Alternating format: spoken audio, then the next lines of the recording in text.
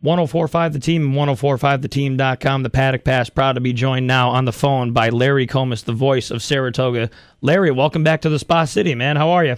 Oh, I'm doing great. It is absolutely fantastic to be here, and just a couple of days away from the show to kick off, so I'm pretty excited.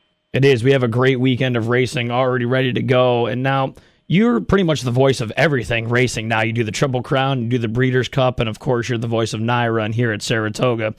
But let's go back to last year. American Pharoah, as you famously called, was finally the one to break the 37-year drought and win the Triple Crown.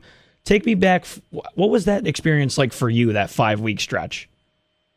Well, it was pretty amazing.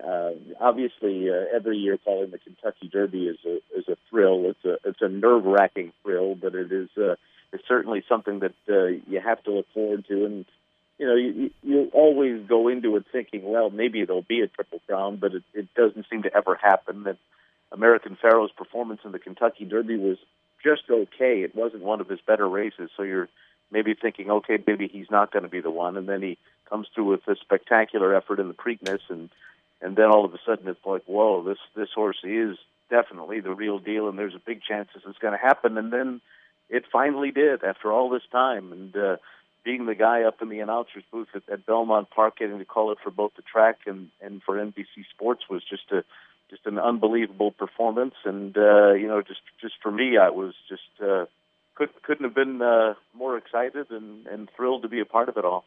Now, did you have that planned out at all, or was it kind of spur of the moment, the call?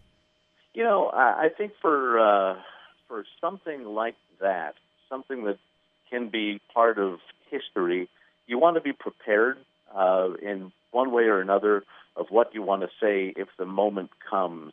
But you have to be prepared for so many possibilities. What if it's going to be very close?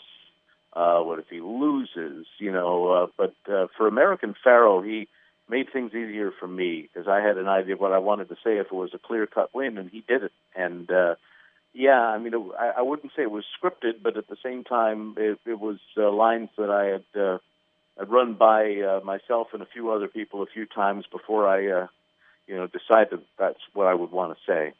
Well, unfortunately, I was there this year at Belmont as well when you gave me the worst call that I had because I had a lot of money on Destin, and unfortunately, Creator was the one to nose me at the wire. But one of your better calls as well. You're coming into your second season at Saratoga. I know you used to call races down at Gulfstream, and a lot of changes happening there. We'll get to that in a little bit. What drew you to the New York Racing Association? Well, the New York Racing Association to me is the king of American horse racing, and especially Saratoga.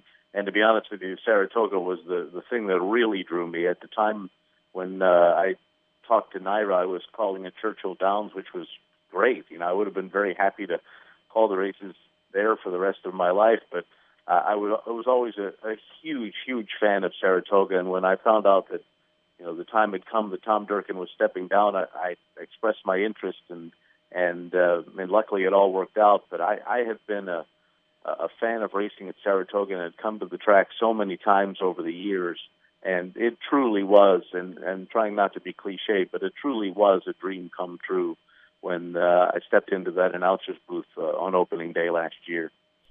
Of course, and you have a big weekend coming up this weekend. Of course, it's opening weekend, and Sunday is the Coaching Club American Oaks. The big filly Songbird is coming from the West Coast, and it's going to take on some better competition than she's been facing out there. But I've been saying all year, Larry, I think that she's the best 3-year-old in the country. What's your opinion on that? I don't think there's any question that she is. I mean, there's certainly no question she's the best 3-year-old filly in the country, and she probably is indeed better than all the boys. I think Nyquist is probably the best of the male horses that I've seen, but I think that she is definitely very much possibly better than Nyquist is. And I certainly am looking forward to seeing what happens when she comes here. She's been doing a lot of shipping. She had to go all the way from California, stopped along the way in, I believe, Denver, and then she stopped in Lexington, Kentucky, and just arrived at Saratoga. So it is something to be really excited about. And you also, at the same time, you have to wonder whether the shipping will affect her, and whether the famed Saratoga favorite / champion Jinx might play a role too. But she's awfully good. Unfortunately, we were all a part of that last summer when American Pharoah was feet and fell to the track that sends to, the graveyard of favorites. Do you see that happening this weekend, or do you feel like she's by far the best horse in this race? Well, from what I've seen of her, it would take a very, very impressive effort by another horse and her to be not nearly on her game to get beat. I just think that she just completely stands out in that division, and she's won outside of California. She went to Keeneland. She won the Breeders' Cup Juvenile Fillies with ease against some really good ones, including Rachel's Valentina, who we saw win at Saratoga a couple of times last year, and she just crushed her like it was nothing. So I expect her to win, but it is Saratoga, so we'll see. And of course, we have the local trainer Chad Brown is coming off another Belmont training title. We've been hoping and praying to see if he could finally take down the big bad man that is Todd Pletcher every year at Saratoga. Do you really think this is the summer he can do it? Well, I don't see why not. I mean, last year it looked like he was coming off that big meet at Belmont, but Todd just had so much firepower in that stable that he was able to do it again. I think Chad certainly is going to give Todd a run for his money, but Todd Pletcher is he is some force to be reckoned with for sure. He has a lot of bullets in that holster, and I'm sure he would love to win that training title once again at Saratoga. So, of course, we have some news breaking this past week. A good friend of the show, Peter Aiello, announced that he's going to be the new race caller at Gulfstream Park for the championship meet. So what does that mean for you, Larry? What are you going to be doing now? As little as possible in the winter, actually. It got to be, for me, a little bit too much with my schedule. After getting the NYRA job, I was working almost the entire year between New York racing, Florida in the winter, and then, of course, all those NBC gigs.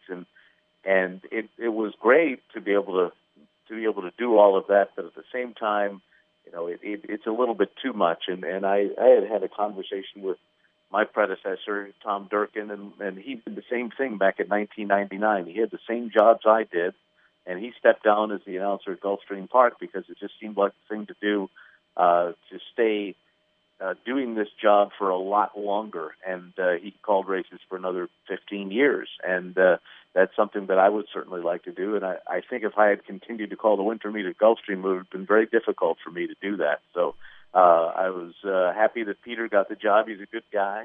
And now that Gulfstream is a year-round facility, it makes sense to have one announcer, and that's going to be Pete. And I'm sure he'll do great.